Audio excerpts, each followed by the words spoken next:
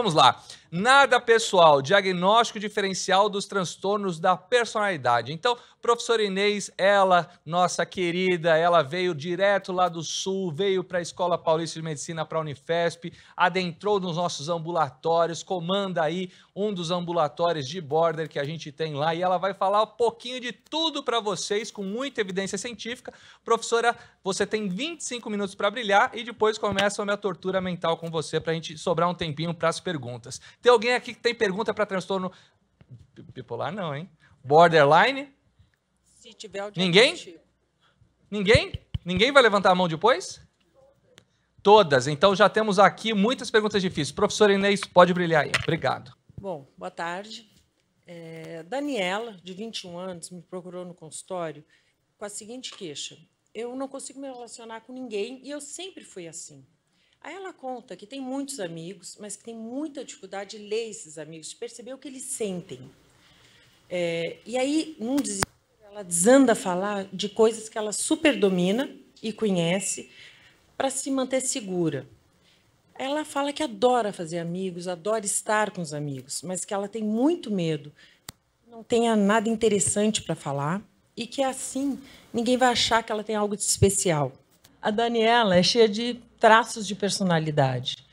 E aqui é um conceito da professora Julieta Ramalho, do Departamento de Psiquiatria, nossa querida professora que agora está aposentada, que ela fala o seguinte: personalidade é uma organização dinâmica de padrões constantes de emoção, cognição, comportamento e formas de se relacionar com si próprio e com os outros, característicos de cada indivíduo. Esses padrões são denominados traços de personalidade e compõem a experiência de cada um consigo e com o mundo. Então, nós todos somos compostos por traços de personalidade, diferentes tipos de traços de personalidade que vão se agrupar de formas diferentes, dando as nossas características pessoais de funcionamento. E é assim que tem que ser. O que seria de um bom cirurgião se ele não tivesse traços obsessivos compulsivos, importantes para garantir que não sobre nada dentro da barriga de alguém? Que seria de um bom pesquisador, se ele não tivesse traços paranoides, por exemplo, para duvidar da resposta e questionar e achar que pode estar sendo enganado, ir atrás de viés e pesquisar mais. Ou de um artista, se não tivesse traços histéricos, para ser o centro das atenções e gostar disso. Ou ainda, de um apresentador que não tivesse traços narcísicos e gostasse de ser observado e de ser aclamado. Então, os traços não é um problema. O problema é quando esses traços passam a ser mal adaptativos, inflexíveis, causando sofrimento e mau funcionamento para o indivíduo. Aí a gente passa a ter um problema de transtorno de personalidade. O DSM-5, nessa última versão, ele traz um modelo dimensional de diagnóstico. A gente está acostumado com categórico. Essa é uma seção nova, não sei se vocês conhecem. Eles propõem uma forma diferente de se ver transtorno de personalidade, na qual eles falam que transtorno de personalidade são variantes mal adaptativas de traços de personalidade que se fundem imperceptivelmente na normalidade e entre si. E a forma de identificar isso, eles sugerem, no critério A, um prejuízo no funcionamento do self e interpessoal. O self através de alteração na identidade e autodirecionamento. Quem eu sou e o que eu quero, quais são minhas metas. E a interpessoal é a empatia. Não deixa de ser relação de objeto Melanie Klein, que um dia todos estudamos. No critério B, ele vai falar de um ou mais traços de personalidade patológica. Que são isso? Os diagnósticos DSM-5. Os 10 diagnósticos que a gente conhece, que vão dar o colorido do indivíduo. O que vai caracterizar? São os traços de personalidade. Critério C e D aí vai falar em prejuízo de funcionamento da personalidade e dos traços inflexíveis que precisam existir para ter um diagnóstico de transtorno de personalidade. O Ott Kemberg foi um dos pesquisadores que mais influenciaram nessa introdução dessa avaliação dimensional do diagnóstico de personalidade. E, como diria o Luiz, é o nosso mimoso, né? Ele é um dos maiores estudiosos vivos, né? E trabalhando ainda, que fala sobre isso, e ele propõe essa forma de modelo de organização de personalidade, que é muito interessante, porque vê o indivíduo de uma forma mais ampla. E eles falam que é uma visão do funcionamento mental como um contínuo. do mais perturbado ao mais saudável, avaliando o grau de crescimento psicológico ou patológico do indivíduo e identificando o tipo de caráter, que são os diagnósticos da DSM-5, que vai dar o colorido do indivíduo. Através desses 6 parâmetros: teste de realidade, agressividade, mecanismo de defesa, identidade, relação do objeto e senso moral, que a gente investiga na entrevista psiquiátrica, na entrevista do consultório psiquiátrico. A agressividade e o senso moral são 2 itens interessantes, porque quanto mais comprometidos, mais graves vão ser esses pacientes, mais desestruturados essa organização de personalidade. E ele propõe essa forma, essa estruturação de modelo de organização de personalidade, começando com uma organização normal, passando por uma neurótica, um grupo de organização de personalidade limítrofe ou borderline, que pode ser de alto funcionamento, médio funcionamento ou baixo funcionamento, e, por último, a organização psicótica. Não confundir organização de personalidade limítrofe ou borderline com transtorno de personalidade borderline. São coisas diferentes. Um é DSM e aqui a gente está falando de um arcabouço, de uma estrutura geral do indivíduo. E aí eles propõem, eu acho muito bacana esse quadro, que é uma sobreposição do modelo estrutural do Kemberg com o modelo categórico do DSM-5. Então, a gente fica com uma visão, uma coisa visual de um com o outro, para ver onde que ficam os diagnósticos categóricos, que fica assim, ó. Na linha superior, você vê que tem lá a organização neurótica de personalidade, que somos nós, na grande maioria. Não vou dizer que tenha nenhum normal aqui, vamos ficar só no neurótico por enquanto. Nessa linha, a gente vai encontrar o transtorno de personalidade obsessivo-compulsivo e o histérico, são os que podem ocorrer já numa estrutura neurótica. No que vai descendo, a gente entra na organização de personalidade borderline alta, média e baixo, que vai conter todos os transtornos do DSM, uma grande maioria. O que eu gosto desse quadro é a ideia de que os diagnósticos de transtorno do DSM, eles passam pelas 3 estruturas. Eles podem ser tanto neuróticos como border, alto, médio e baixo, chegando até a psicose. Por exemplo, o histérico. Quando numa organização neurótica, a gente chama de histérico. No que vai agravando, ele passa a ser histriônico, mas ele pode chegar até o nível psicótico, se for o caso. O narcisismo é outra coisa, ele começa lá no nível neurótico, vai descendo, até chegar ao narcisismo maligno, que é primo irmão do antissocial. Lembrando que o narcisismo, que pode estar lá no neurótico, faz parte da constituição normal de todos nós. Todos nós temos a nossa cota de narcisismo, amém, porque isso é bom, isso ajuda a autoestima, faz com que a gente queira crescer e cuidar da vida. Então, isso é importante. Opa, pulou aqui. Então, agora a gente vai falar de diagnóstico e diagnóstico diferencial de transtorno de personalidade. Aqui a gente vai falar dos categóricos do DSM. Então, são 3 clusters. Vamos lá, que são 10. O primeiro dele é o esquizoide. Os esquizoides são aqueles que se caracterizam por um desapego, desinteresse nas relações sociais e familiares, são solitários, emocionalmente estáveis, calmos, gentis. Eles só não querem que incomodem. Eles querem ficar na deles, cuidar da vida deles, está tudo bem, está tudo ótimo. E a representante maior desse grupo seria a Greta Garbo, com aquela frase, I just wanna be alone. Ela só não quer que incomodem, e está tudo certo. Diagnóstico diferencial a gente começa fazendo com esquizofrenia e outros transtornos psicóticos. O teste de realidade aqui vai nos balizar e vai ser ele que vai nos ajudar a fazer essa diferença. Lembrando que os transtornos de personalidade, de uma forma geral, não ficam psicóticos. Eles vão ficar quando estiverem sob muito estresse, faz o quadro e volta.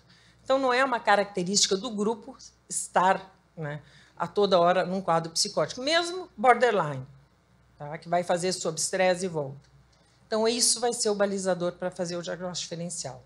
Com transtorno de espectro autista, no autista há uma falta de habilidade de reconhecimento da emoção do outro. Já o esquizo reconhece, ele só não quer estar junto, ele quer ficar sozinho. E está bem com isso. Com o transtorno evitativo, eles são idênticos. Segundo Kemberg, um é igual ao outro. E é muito difícil de fazer a diferença. Dependendo da estrutura que eles estiverem, é basicamente quase que impossível. Porém, no transtorno evitativo, há desejo de relacionamento, mas tem muito medo de rejeição. Por isso, eles ficam na esquiva, né? Isolados. O segundo grupo, que é o do cluster A, que são esquizotipos, o chapeleiro maluco é o representante maior, né, que é o grupo dos esquisitos e estranhos, né? Segundo Gabbard, os pré-esquizofrênicos, né? Eles se apresentam com ideias de comportamentos excêntricos, distorcidos, teste de realidade mais ou menos preservado. Esse é o grupo mais pertinho da esquizofrenia, de fato, com uma crítica, com isolamento social importante, chegando a ter fobia social em função disso, por medo de crítica negativa à própria bizarrice. Então, pela esquisitice, eles se isolam para não serem criticados. Há um desconforto intenso nas relações íntimas, que são poucas. Esses são aqueles indivíduos que formam seitas, que vão para o mato, rezar para a árvore, que têm superstições, né? Todo mundo conhece alguém. Eu estou lembrando de uma amiga assim que foi para o mato, literalmente. O diagnóstico diferencial é muito simples, porque é muito diferente. Então, não tem muita confusão. A gente pensaria na esquizo e aí o teste de realidade vai nos fazer a diferença. O terceiro grupo, vamos para o paranoide. O paranoide é aquele que é desconfiado das más intenções do outro, sensação de ser injustiçado, explorado. Ele vai ser sacaneado, porque alguém está falando para ele alguma coisa com uma segunda intenção para tirar vantagem.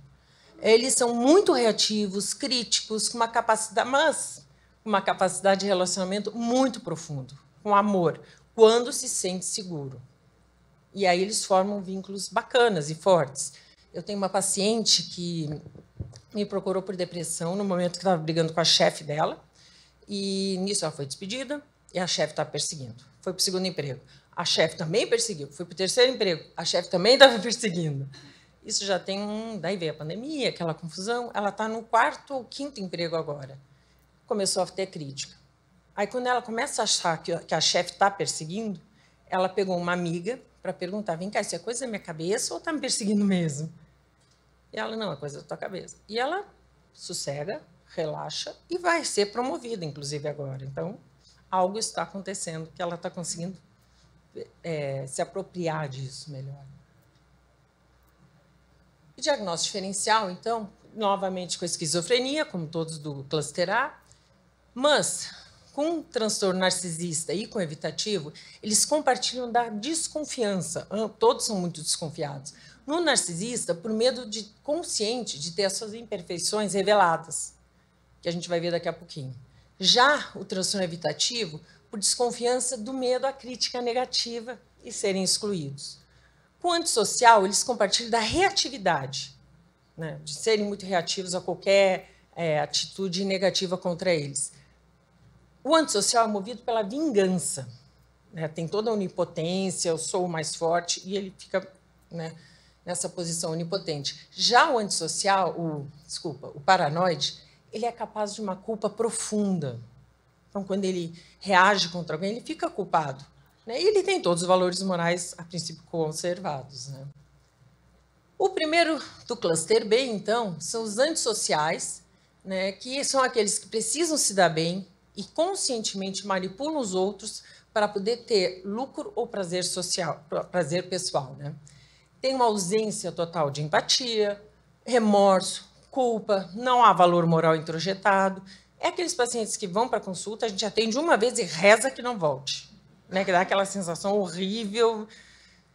E a maioria não volta, né? Porque eles procuram ajuda por algo pontual, para pegar um atestado, ou porque estão sendo obrigados, de uma forma geral, né? Diagnóstico diferencial. O primeiro dele é o transtorno narcísico, que é o que mais confunde. Segundo Kemmer, um é quase contínuo do outro. Começando lá numa estrutura neurótica, neurótica mais saudável, como um narcisista. Isso vai baixando, entrando para a estrutura limítrofe, alta, baixa, vai virando um narcisista maligno, antissocial, né? Então, para conseguir diferenciar, Em quadros mais leves, porque quadros mais graves fica bem difícil, é que o antissocial usa essencialmente a onipotência. Já o mecanismo de defesa de onipotência, já o narcisista usa muito a idealização e desvalorização. Porque um precisa ficar forte, poderoso, eu sou o melhor. Já o narcisista, não. Ele só quer evitar o polo da desvalorização. Então, tem esse funcionamento diferente. E, claro, tinha que trazer a Malévola, que seria a representante... Não faltam antissociais, filmes e representantes, mas eu achei que a Malévola era boa, porque ela manda matar a enteada e ainda come o coração dela para ter o poder. Né? Meu coração tem todo o significado de meu poder, né? De ter o poder. Com transtorno histriônico borderline, ambos são manipuladores, a gente sabe disso. Só que, no histriônico e borderline, isso pode ser inconsciente. No histriônico, para manter relacionamentos e apoio. No border, para evitar abandono. O border também pode apresentar ilhas de imoralidade, não sei se vocês já viram isso. Eles cometem atos ilícitos, imorais, mas, de uma forma geral, eles fazem crítica e culpa, coisa que o antissocial não faz. Estou falando em quadros de estrutura leve, média, né? Entramos, então, para o narcisista, que vai ser o nosso segundo grupo do cluster B, que são aqueles indivíduos grandiosos, com necessidade de admiração, poder, beleza, perfeição, agindo com muita arrogância, né, falta de empatia, inveja, são os exploradores de relações. E esse funcionamento serve para proteger uma autoestima muito frágil. Então, eles têm a opção de eu ficar num polo muito grandioso ou num polo muito desvalorizado. Então, para fugir desse polo desvalorizado, eles ficam arrogantes e poderosos. Né? A gente atende muito no consultório narcisista em polo desvalorizado. São pacientes difíceis de tratar, porque pergunta, te descreve para mim, não tem uma coisa boa, só fala coisa ruim, assim, não percebe. São pacientes graves, geralmente de estrutura média abaixo, então é difícil de ajudar. E o PEP legal, eu acho que é um representante bem clássico, né, para isso. Diagnóstico diferencial, então. Primeiro, reações narcísicas. Qualquer um de nós, que vou achar que ninguém é narcisista aqui, no momento de ameaça, a sua confiança, identidade, pode ficar mais narcísico, né? E se defender, e se engrandecer. Isso não quer dizer que é um narcisista, é só uma defesa normal. Da hipomania e da mania e dos transtornos afetivos em geral, a gente tem que lembrar que eles funcionam com uma temporalidade, né? Eles melhoram com medicação, eles vão e vêm. Transtorno de personalidade fica, é constante. Né? O que não quer dizer que um não vai coexistir com o outro. Provavelmente sim, porque a gente vê em border mesmo, 80% tem comorbidade com transtorno afetivo. Né? Então, a gente trata o transtorno afetivo, o paciente melhora, sai da crise, mas o sentimento de vazio, né, a sensação de abandono persiste. Transtorno histriônico, um narcisista. A questão de autoestima, que é muito importante. Vamos dar os... Aqui, tá bom. Que no histriônico narcisista, o histriônico tem as questões de autoestima deles, fica mais ligado à sexualidade, movido por ansiedade, diferente do narcisista. E do borderline, fica relacionado a medo de abandono. Esse eu gosto muito. O terceiro do grupo, que vai ser o transtorno histriônico, que vai desde uma personalidade neurótica até uma ponta limítrofe. Nesse meio, os pacientes podem ter diferentes quadros, diferentes sintomas, mas, geralmente, quando no quadro, no polo mais histérico, são pessoas muito bem-sucedidas, porque conseguem falar bem, gostam de sustentar atenção, então se desenvolvem muito bem. A característica geral desse grupo é uma busca em ser o centro das atenções, são dramáticas, emocionalidade excessiva, inadequadas, superficiais e provocativas. Quanto à empatia, relação amorosa e sexualidade depende do polo. Se elas estiverem no polo lá neurótico, Elas têm empatia, têm relações estáveis, têm relacionamentos bons e duradouros, elas conseguem ter relações, a relação sexual em si vai de hipersexualizada a uma inibição total, sem orgasmo e sem prazer. Isso porque o aparelho psíquico está mais funcionante. Aí a repressão vai lá e pá, acaba com tudo. Quando chega aqui para o polo histriônico, a empatia vai embora. Porém, e os relacionamentos também passam a ser imaturos, infantilizadas, né, dependentes. Porém, a sexualidade, elas ficam desinibidas, chegando a ser promíscuas e com prazer e com orgasmo. Mas aí é um aparelho psíquico que está mais frágil e a repressão não consegue funcionar. Alguma vantagem. E as questões vão girar em torno da sexualidade.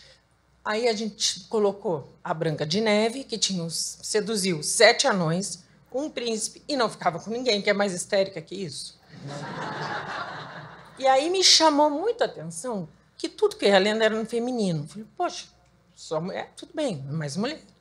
Porém, com essa vida que foi mudando, com essa vida, essa cultura, o feminismo, não, os homens também são histéricos. E quando são histéricos, eles são piores.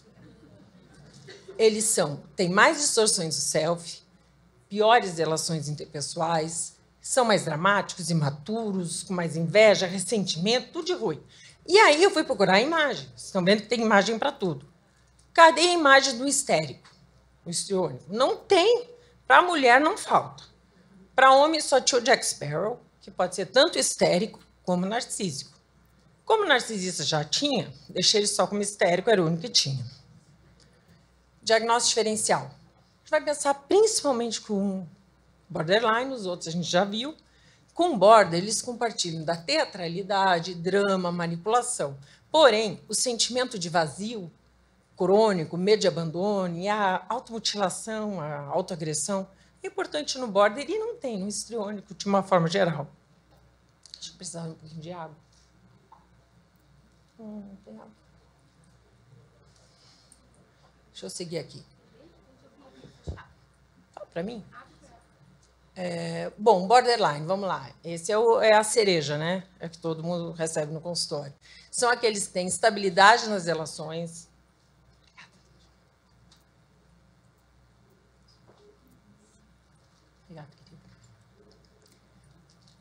Estabilidade nas relações, comportamento e na autoimagem.